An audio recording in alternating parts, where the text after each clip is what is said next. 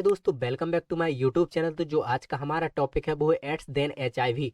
तो आज की इस वीडियो में हम देखने वाले हैं मीनिंग ऑफ एड्स, के एड्स की मीनिंग क्या होती है, साथ ही साथ समझने वाले हैं एड्स देन एचआईवी होता क्या है, दोनों में क्या डिफरेंस है।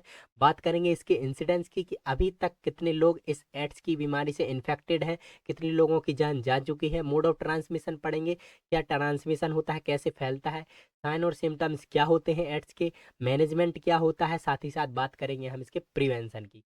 तो चलिए देखते हैं। तो सबसे पहले हमें ये समझना होगा कि जो एड्स है वो क्या होता है। तो देखिए, जो एड्स का फुल फॉर्म होता है वो होता है एक्वायर्ड इम्यूनो डेफिशिएंसी सिंड्रोम। अब इसकी मीनिंग को समझें तो देखिए, एक्वायर्ड का मीन्स होता है एक्वायर करना, अर्जित करना। जब आप किसी बीमारी को, किसी वायरस को अपनी बॉडी में अर्जित कर लेते हैं, ठीक है ना, तो उसे हम एक्वायर्ड बोलते हैं। इसके बाद इम्यूनो, इम्यूनो का मतलब होता है यहाँ पर इम्यून सिस्टम से, जो कि डिफेंस मैकेनिज्म का काम करता है। जो भी एंटीजन, बैक्टीरिया, वायरस हमारी बॉडी में एंटर आता है, एंटर होता है, तो उसको किल करने का काम कौन करता है, हमारा इम्यून सिस्टम करता है, ठीक है ना। इसके बाद हम बात करते हैं डेफिशिएंसी। डेफिशिएंसी का मीन्स होता है यहाँ पर कमी। जब किसी चीज़ की कमी होती है तो उसे हम डेफिशिएंसी बोलते हैं। एंड सिंड्रोम, सिंड्रोम का मीन्स होता है ग्रुप ऑफ सिम्टम्स। जब एक साथ बहुत सारे सिम्टम्स शो होने लगते हैं बॉडी में, उसे हम सिंड्रोम बोलते हैं। तो यहाँ पर जो एग्जैक्ट एड्स की मीनिंग निकल कर आती है वो ये आती है कि ऐसी बीमारी जिसको आपने एक्वायर कर लिया है, अर्जित कर लिया है, और जिसको एक्वायर करने से आपका इम्यून सिस्टम क्या हो गया है, वीक हो गया है, इम्यून सिस्टम में कमी आ गई है, और उसके साथ क्या होने लगा है, आपकी बॉडी में बहुत सारे सिम्टम्स एक साथ शो होने लगे हैं, लक्षण दिखने लगे हैं। तो ये एड्स का क्या होता है, कुल मीनिंग होती है। चलिए अब हम समझते हैं एड्स की जो डेफिनेशन होती है वो क्या होती है। देखिए, एक्वायर्ड इम्यूनो डेफिशिएंसी सिंड्रोम, जिसे हम एड्स बोलते हैं, इज अ फीटल डिसीज। क्या है, एक बहुत ही ज़्यादा घातक बीमारी है एड्स। साथ ही साथ बात करें caused by HIV, human immuno deficiency virus. तो ये किसके कारण होती है, जो एड्स की बीमारी है ये होती है एचआईवी वायरस के कारण, ठीक है ना। विच अटैक इम्यून सिस्टम, तो जो एचआईवी वायरस है ये हमारे डायरेक्ट इम्यून सिस्टम को अटैक करता है, उसे वीक कर देता है। बात करें AIDS is the final stage of HIV. तो जो एचआईवी होती है, एचआईवी इन्फेक्शन होता है, तो एचआईवी इन्फेक्शन का जो फाइनल स्टेज आती है वो होती है एड्स। जब एचआईवी इन्फेक्शन हो जाता है उसके बाद एड्स होता है। तो यहाँ पर हम डिस्कस कर सकते हैं, कह सकते हैं कि जो एड्स है वो बीमारी है और जो एचआईवी है वो एक वायरस है, ठीक है ना। चलिए, इसके बाद अब हम बात करते हैं कि एचआईवी वायरस जैसे ही इंटर हो जाता है तो कैसे हमें एड्स हो जाता है, चलिए वो समझते हैं, ठीक है ना। तो सबसे पहले हम थोड़ी सी यहाँ पर डेफिनेशन देखें एचआईवी की। तो देखिए, HIV is the virus, HIV क्या है, एक वायरस है जो कि that attack the body immune system, जो कि क्या करता है, हमारे बॉडी के इम्यून सिस्टम को अटैक करता है, उसे वीक कर देता है, प्रतिरक्षा प्रणाली को अटैक करता है, ठीक है ना। इसके बाद हम बात करें H I V, specifically H I V kill CD4 cell. तो जो एच आई वी वायरस है ये करता क्या है कि ये हमारी जो CD4 सेल्स होती हैं उन्हें किल करने का काम करता है। वो हम यहाँ पर समझते हैं। देखिए, होता क्या है कि आपने पढ़ा होगा कि जो हमारी इम्यून सेल्स होती हैं, WBC होती है, WBC के टाइप होते हैं, lymphocyte, eosinophils, basophils, lymphocyte, T lymphocyte, B lymphocyte, ये सब कुछ होता है। तो यहाँ पर हम लिम्फोसाइट समझने वाले हैं। तो देखिए, लिम्फोसाइट का जो सब डिवीजन होता है वो टू टाइप होते हैं, B lymphocyte and T lymphocyte, ठीक है ना। तो यहाँ पर हम बी लिम्फोसाइट का बात करें तो अब देखिए, बी लिम्फोसाइट क्या करते हैं, बी लिम्फोसाइट रिलीज करती हैं एंटीबॉडी को, किसके अगेंस्ट, उस एंटीजन के, जो एंटीजन हमारी बॉडी में आ चुका है, जो बैक्टीरिया वायरस आया है उसके अगेंस्ट जो एंटीबॉडी रिलीज करती हैं वो बी लिम्फोसाइट रिलीज करती हैं। अब बात करते हैं टी लिम्फोसाइट की। तो टी लिम्फोसाइट के सब डिवीजन होते हैं, एक होता है टी हेल्पर सेल, एक होते हैं टी किलर सेल। तो टी हेल्पर सेल क्या होती है, तो देखिए, टी हेल्पर सेल क्या होती है, खबरी सेल भी बोल सकते हैं या हम इसे चौकीदार भी बोल सकते हैं। क्यों बोल सकते हैं, क्योंकि देखिए, जब भी कोई बैक्टीरिया, वायरस, कोई भी एंटीजन हमारी बॉडी में एंटर होता है तो उसे पहचानने का, उसे इंट्रोड्यूस करने का, उसे जानने का काम कौन करता है, T helper cell. T helper cell पहले पहचानती है उसे कि कौन सा बैक्टीरिया, वायरस हमारी बॉडी में आया है, देन उसके बाद ये सिग्नल सेंड कर देती है टी किलर सेल को, ठीक है ना। ये टी हेल्पर सेल फिर ये किलर सेल को बता देती हैं कि भाई हमारी बॉडी में कोई एंटीजन आया है, कोई बैक्टीरिया आया है, ठीक है ना। तो टी किलर सेल क्या करने लगती है, टी किलर सेल फिर उस बैक्टीरिया को, उस वायरस को किल कर देती है, उस एंटीजन को किल कर देती है। तो टी हेल्पर सेल का क्या काम है, यहाँ पर खबरी का मतलब खबर कराती है कि हमारी बॉडी में कोई एंटीजन आ रहा है, ठीक है ना। तो होता क्या है यहाँ पर देखिए, कि जो टी हेल्पर सेल है, तो H I V virus affect करता है डायरेक्ट टी हेल्पर सेल को। वो कैसे, देखिए, T helper cell contain CD4 receptor protein. तो देखिए क्या होता है कि जो टी हेल्पर सेल है इसकी बॉडी पर क्या होती है कि CD4 रिसेप्टर प्रोटीन पाए जाते हैं। CD4 रिसेप्टर प्रोटीन पाए जाते हैं जो कि क्या करते हैं, their surface which help virus HIV to enter T helper cell. तो क्या करता है HIV वायरस, क्या करता है कि CD4 रिसेप्टर प्रोटीन के माध्यम से जो टी हेल्पर सेल है इसके अंदर चला जाता है, और HIV वायरस क्या कर देता है कि टी हेल्पर सेल को धीरे धीरे धीरे धीरे करके डिस्ट्रॉय करने लगता है, उन्हें खत्म करने लगता है। और जैसे ही क्या होगा कि टी हेल्पर सेल खत्म होने लगेंगी जो कि खबरी का काम कर रही थी, अब ये चौकीदार ही खत्म हो जाएगा, तो जैसे ही कोई बैक्टीरिया वायरस हमारी बॉडी में एंटर होगा तो हमारी बॉडी के इम्यून सिस्टम को पता कैसे चलेगा कि कोई बैक्टीरिया आया है, ठीक है ना। तो अगर ये खत्म हो जाती हैं, HIV वायरस इन्हें धीरे धीरे किल करने लगता है, तो ये खत्म हो जाती हैं, जिससे कोई भी बैक्टीरिया वायरस हमारी बॉडी में आ जाता है और हमारे इम्यून सिस्टम को धीरे धीरे धीरे वीक कर देता है, जिससे जो प्रतिरक्षा प्रणाली है, जो बैक्टीरिया से लड़ने की जो हमारी क्षमता होती है वो कम हो जाती है, तो ये कर देता है, ठीक है ना।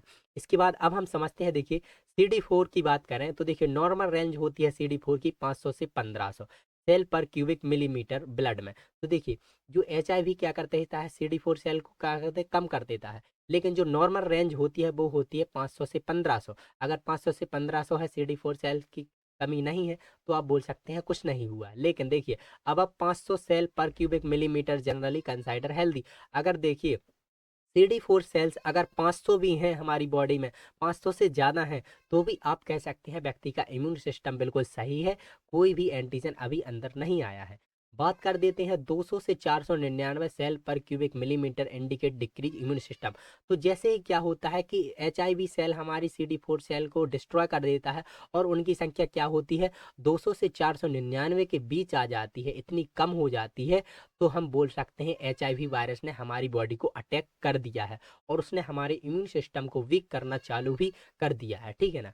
बिलो बिलो 2000 मतलब 200 cell high risk of opportunity infection diagnosis of AIDS. देखिए और ये जैसे ही HIV ने धीरे धीरे धीरे धीरे करके डिस्ट्रॉय कर दिया टी हेल्पर सेल को, CD4 सेल को, और उनकी संख्या 200 से भी कम हो गई, ठीक है ना। CD4 सेल की क्या संख्या 200 से भी जैसे ही कम हो गई, तो मतलब ये बोल सकते हैं कि जो हमारा इम्यून सिस्टम है वो बिल्कुल भी वीक हो गया है, उसकी जो क्षमता होती है एंटीजन से लड़ने की, ठीक है ना, एंटीबॉडी बनाने की, वो बिल्कुल कम हो गई, ठीक है ना।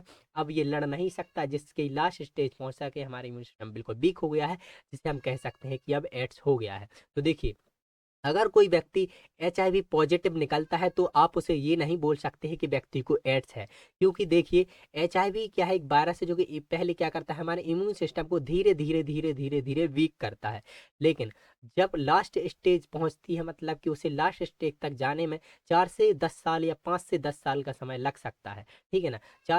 5 से 10 साल के अंदर क्या हो सकता है कि HIV वायरस से एड्स की कंडीशन हो सकती है। जब क्या होता है कि जब क्या होती है कि CD4 सेल 200 से भी कम हो जाती हैं, तब कहीं जाकर हमें एड्स होता है। लेकिन सिर्फ HIV होने से क्या होता है, हमारा इम्यून सिस्टम बस वीक होता है और सिम्टम्स शो होते हैं, लेकिन उसे HIV नहीं हुआ, HIV लास्ट में ही होता है।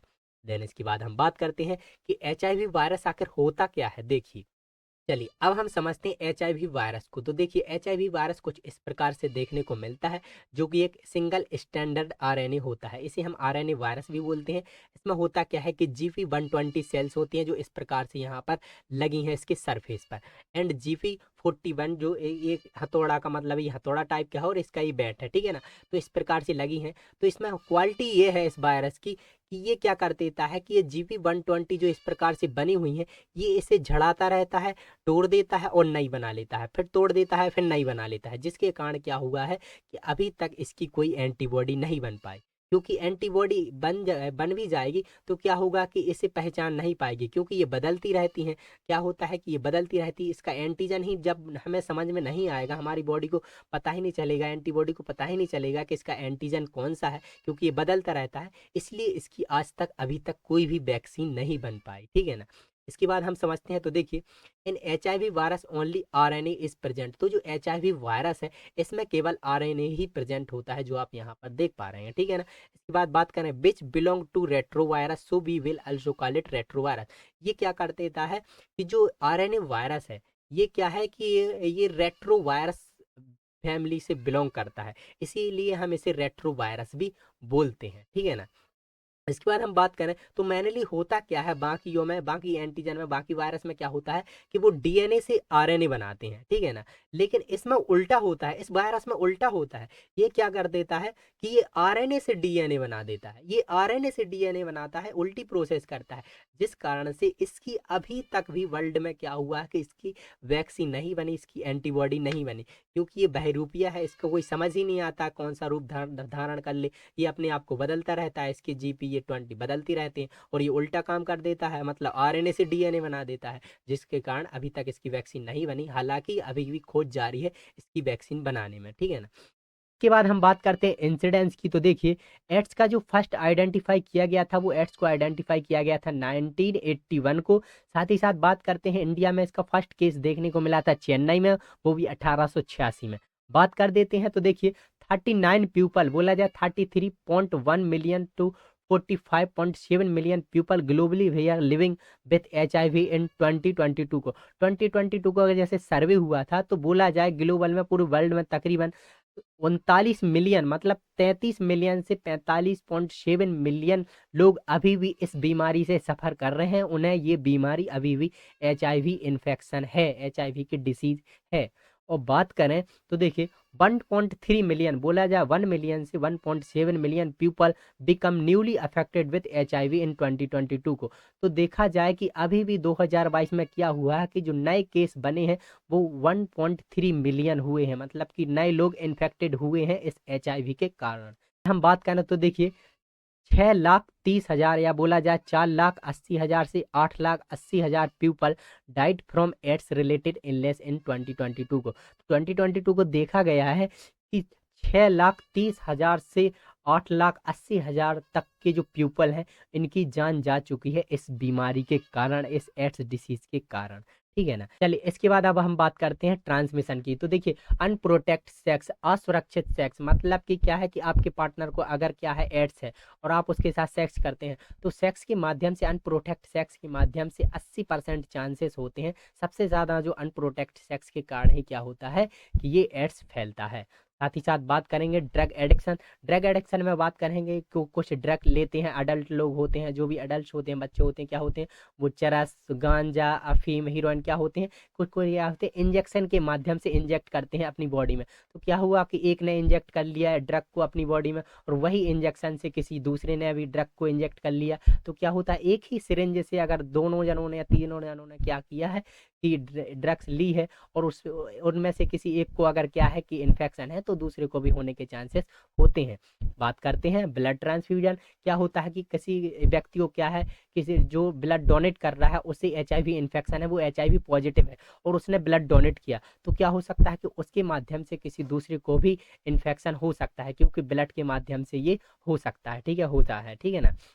इसके बाद हम बात करते हैं प्रेगनेंसी। प्रेगनेंसी के दौरान भी क्या होता है कि अगर माँ में ये HIV इन्फेक्शन है, HIV पॉजिटिव है, ठीक है ना माँ, और उसने किसी बच्चे को जन्म दिया, तो क्या हो सकता है कि बच्चे को भी ये चांसेस होते हैं HIV इन्फेक्शन होने के, HIV होने के।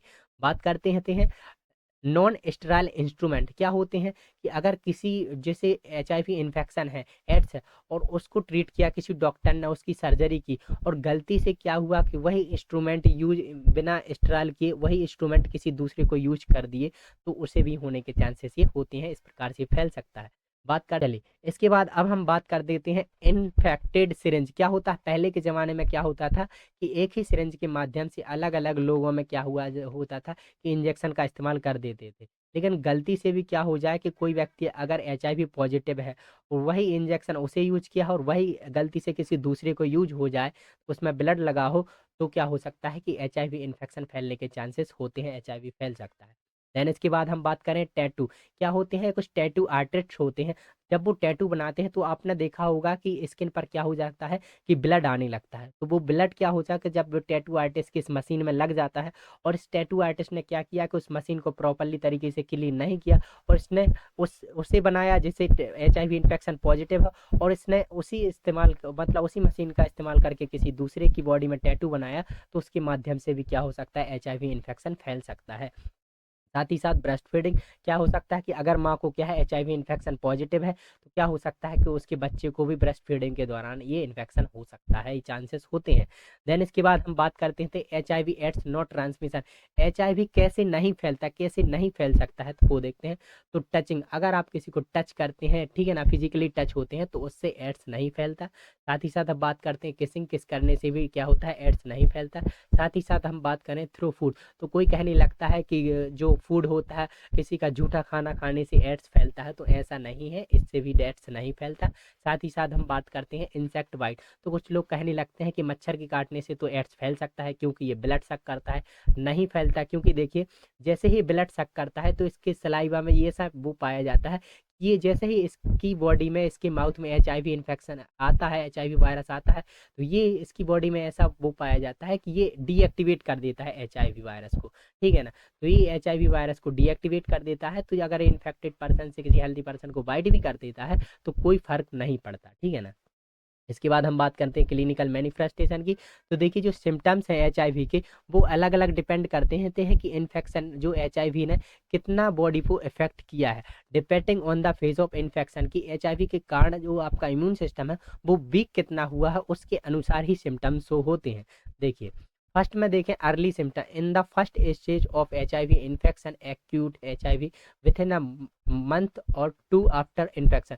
क्या होता है कि अगर आपका जो फर्स्ट स्टेज है आपको एचआईवी इन्फेक्शन पॉजिटिव हैं आप, ठीक है ना, तो आप एक्यूट इन्फेक्शन है आपको एचआईवी का और हुए आपको 1 मंथ या 2 मंथ हुए हैं, तो आपको मैनली कुछ सिम्टम्स देखे जा सकते हैं, जैसे कि फीवर देखा जा सकता है, हेडेक देखने को मिलता है, बॉडी एंड जॉइंट है कि बॉडी में, बॉडी और जो जॉइंट होते हैं उनमें दर्द देखने को मिल सकता है। साथ ही साथ बात करते हैं टेंडरनेस, थकान देखने को मिल सकती है, सोर थ्रोट, आपके गले में दर्द देखने को मिल सकता है, खराश देखने को मिलती है, स्वेलिंग लिम्फ नोड, आपकी जो लिम्फ नोड होती है उनमें स्वेलिंग देखने को मिलती है, डायरिया जैसी कंडीशन देखने को मिल सकती है, नोजिया एंड वोमिटिंग जो नॉर्मल सिम्टम्स होते हैं ये देखने को मिल सकते हैं। अगर एचआईवी ने ज़्यादा मतलब कि ज़्यादा अफेक्ट नहीं किया अभी इम्यून सिस्टम को, अभी 1 मंथ या 2 मंथ ही हुए हैं एचआईवी इन्फेक्शन पॉजिटिव हुए तो। इसके बाद हम बात करते हैं late symptom, that virus continue to multiply and destroy immune system. तो देखिए क्या हुआ है कि आपको बहुत ज़्यादा समय हुआ है एचआईवी पॉजिटिव हुए और एचआईवी वायरस बहुत ज़्यादा मल्टीप्लाई हो गया है, उसने जो सेल्स होती हैं CD4 सेल्स होती हैं, टी सेल्स हो गई, उन्होंने धीरे धीरे धीरे धीरे आपके इम्यून सिस्टम को वीक कर दिया है, बहुत ज़्यादा मल्टीप्लाई हो गई है। तो देन होता क्या है, मे डेवलप माइल्ड इन्फेक्शन और क्रोनिक सिम्टम्स। तो क्या हो सकता है कि आपको बहुत ज़्यादा क्रोनिक सिम्टम्स देखने को मिल सकते हैं। चलिए वो देखते हैं कि आप क्या क्या क्रोनिक सिम्टम देखने को मिलते हैं। तो सबसे बात करते हैं रैपिड वेट लॉस। तो सबसे ज़्यादा जो हमें देखने को मिलता है वो मिलता है वेट लॉस। सबसे ज़्यादा क्या होता है कि जो हमारा वजन है वो कम होने लगता है। साथ ही साथ बात करेंगे recurring fever of profuse night sweat. तो क्या होता है, बार बार क्या होता है, फीवर आता है, रात में पसीना देखने को मिल सकता है। साथ ही साथ बात करें diarrhoea that last four more than week, मतलब क्या होता है कि 1 हफ्ता है उससे ज़्यादा समय तक क्या हो सकता है आपको डायरिया की कंडीशन रह सकती है। एंड सोर ऑफ द माउथ नेगर, सोर ऑफ द माउथ मतलब आपके गले में, आपके मुंह में, आपके साथ साथ एनस में, जेनाइटल वाले पार्ट में क्या हो सकता है कि आपको क्या हो सकता है कि सोर देखने को मिल सकते हैं, घाव देखने को मिल सकते हैं। इसके बाद बात करते हैं निमोनिया जैसी कंडीशन देखने को मिलती है एंड मेमोरी लॉस हो सकती है। देन इसके बाद हम बात करते हैं depression and other neurological factors देखने को मिल सकते हैं, ठीक है ना। अब हम बात करते हैं AIDS, main symptoms of AIDS. देखिए एचआईवी वायरस को हुए बहुत ज़्यादा समय हो गया, 5 से 10 साल हो गए, 5 साल हो गए, और उसने धीरे धीरे धीरे 5 साल से आपके इम्यून सिस्टम को प्रॉपरली वीक कर दिया पूरी तरह से। और जो CD4 सेल है वो 200 से भी कम हो गई, तो उस कंडीशन में आपको एड्स हो जाता है। तो एड्स में क्या क्या सिम्टम्स शो होते हैं, तो इंसेफ्लाइटिस, आपके ब्रेन में इन्फेक्शन देखने को मिल सकता है, मेनिंजाइटिस देखने को मिल सकता है, रेटिनाइटिस देखने को मिल सकता है, हो सकता है निमोनियोसाइटिस हो जाए, निमोनिया हो जाए, ट्यूबरक्लोसिस हो जाए, मल्टीप्लाई ऑर्गन ट्यूमर, आपके बहुत सारे ऑर्गन में भी क्या हो सकता है, ट्यूमर्स भी हो सकते हैं। साथ ही साथ स्किन ट्यूमर्स देखने को मिल सकता है, इसोफेजाइटिस, क्रोनिक डायरिया ट्यूमर्स। तो ये क्या होते हैं, जब एड्स हो जाता है प्रॉपरली तो एड्स के कारण ये सिम्टम्स शो देखने को मिलते हैं, ठीक है ना। इसके बाद अब हम बात करते हैं डायग्नोस्टिक एवेल्युएशन की बात, कि इसको होने के बाद इसका डायग्नोस्ट कैसे किया जा सकता है। तो सबसे पहले हम हिस्ट्री कलेक्ट करेंगे, देन इसके बाद फिजिकल एग्जामिनेशन करते हैं, देन इसके बाद क्या होता है रैपिड एचआईवी एंटीबॉडी टेस्ट। हम एंटीबॉडी टेस्ट करते हैं कि जो हमारी बॉडी में एंटीबॉडी हैं प्रॉपरली, WBC हैं कि नहीं है। के जो एंटीजन को किल कर पा रही हैं या नहीं, इसलिए, ठीक है ना। इसके बाद हम बात करते हैं एलाइजा, जिसका नाम होता है एंजाइम लिंक्ड एमिनो सोरवेंट एसे टेस्ट। तो ये क्या होता है, एलाइजा टेस्ट होता है जिसके माध्यम से भी डायग्नोस्ट किया जा सकता है इस डिसीज को। बात करेंगे HIV वायरल लोड टेस्ट, ये होता है। साथ ही साथ बात करते हैं कंप्लीट ब्लड काउंट, CBC किया जा सकता है, जिसे हम कंप्लीट ब्लड काउंट बोलते हैं। इसके बाद CD4 सेल काउंट, मतलब CD4 सेल काउंट करते हैं कि कहीं वो 200 से कम तो नहीं हो गई, और 200 से अगर कम मिलती हैं तो बोल सकते हैं व्यक्ति को एड्स है, ठीक है ना। चलिए, अब हम आगे देखते हैं। इसके बाद हम देखते हैं मैनेजमेंट, कि अगर किसी को एड्स हो जाता है, HIV हो भी जाता है, तो क्या मैनेजमेंट होता है। तो देखिए, न्यूक्लियोसाइड रिवर्स ट्रांसक्रिप्शन इनहिबिटर जो मेडिसिन आती है वो प्रेस्क्राइब की जाती हैं, जिसमें कि नाम है Awas एवाकेवर, tenofovir and लिवोडिन and जीडोव्यूडिन and स्टेविडिन। ये क्या होती हैं, कुछ टफ मेडिसिन होती हैं जिनके टफ नाम है। इसके बाद हम बात करते हैं non nucleoside reversible transcript inhibitor, तो इसमें कौन कौन सी दे सकते हैं, एफाविरिजन, इट्राविरिन एंड निविरापिन, तो ये कुछ मेडिसिन होती हैं। इसके बाद अब हम बात करते हैं नर्सिंग मैनेजमेंट की। तो नर्सिंग मैनेजमेंट इसका क्या होता है, एक नर्स का क्या रोल होता है, अगर किसी को एड्स है, HIV पॉजिटिव है, तो नर्स क्या कर सकती है। तो देखिए, एडमिनिस्टर ड्रग थेरेपी, तो क्या होता है, उसे प्रॉपरली जो ड्रग्स चल रही हैं HIV के एड्स की, तो उसे प्रॉपरली देनी होती हैं, ठीक है ना। Promote a healthy lifestyle that include avoiding exposure to additional sexual and blood borne disease.